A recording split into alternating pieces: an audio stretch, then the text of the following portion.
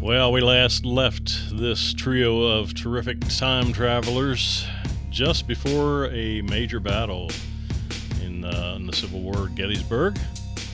And we're up to Chapter 5, Pickett's Charge. Welcome to the Gettysburg Paradox. July 3rd dawned hot and still. Clara woke to the Union Army stirring. The decisive day had arrived. Jude and Flynn were already hunched over their grandfather's notes. "The note from M," Jude said without preamble. "The handwriting is familiar. I've seen it before." "Later," Clara urged. "We have to find the machine parts before the fighting moves south to Cemetery Ridge. It's a risk we have to take." A single cannon boomed, then another. The bombardment had begun. General Chamberlain arrived an hour later, face drawn. "My regiment is moving to the center," he said. He had arranged for Mrs. Weikert, a local who knew the train, to guide them to the crash site. "Godspeed," he told them. "I'll find you when this is over, if I can." Clara watched him walk toward the guns. In her history, he became a hero and a governor. Here, he was just a man walking into a storm of lead. The walk to the woods took an hour under a sky thundering with the biggest bombardment of the war. Amidst the underbrush, they found the debris.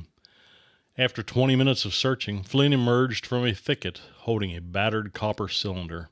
"The temporal stabilizer!" Jude grabbed it. "Without this, any window we open would collapse." They salvaged what they could, gears, wires, and crystals, though the field generator was still missing. "I can work with this," Jude said, cautiously optimistic. "I'll need a day to assess it." Suddenly, a primal roar rose from the south. "Pickett's charge," Mrs. Weikert whispered. "The infantry assault has begun." From the tree line, the fields were a nightmare. Clara had read the statistics, but the reality was soul-crushing.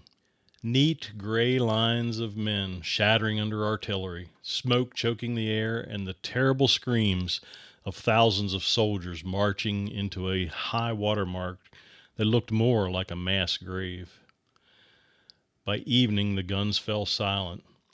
The siblings huddled in the hayloft above a barn-turned hospital. Chamberlain appeared at the top of the ladder, looking like a ghost, his uniform blackened by powder. "It's over," he rasped.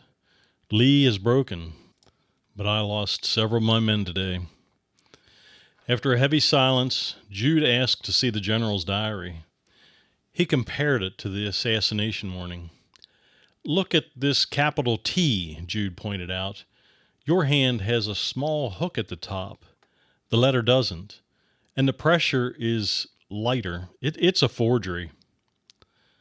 "But why forge a warning about an assassination that hasn't happened?" Clara asked. "It's to distract us," Jude realized. "We've been so focused on Lincoln that we haven't asked how the Confederates knew we were here, or who M is. Someone wanted us looking the wrong way." Chamberlain's eyes grew grave. "I'll have my scouts look for agents. You finish that machine, but be careful. Whoever did this is watching you." As the general left, the siblings settled into the hay. Outside, the farm was finally quiet, but Clara stayed awake, staring at the rafters. "Whoever you are," she thought, "we're going to find you."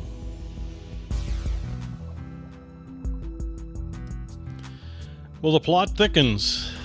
What will the Martin trio be up to next? And how are they going to get the time machine working? Tune in next time. We'll see you then.